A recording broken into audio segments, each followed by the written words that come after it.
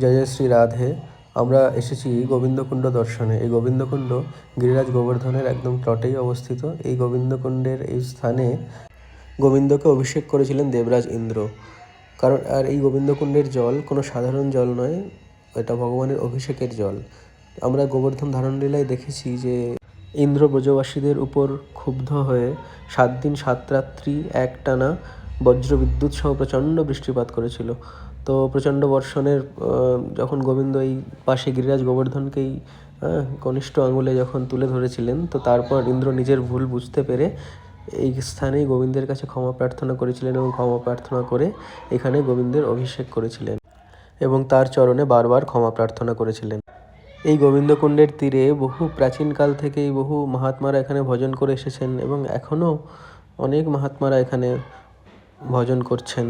তো আপনারা সকলে আসবেন দর্শনে। দেখুন গিরিরাজ গোবর্ধন। জয় জয় শ্রী রাধে।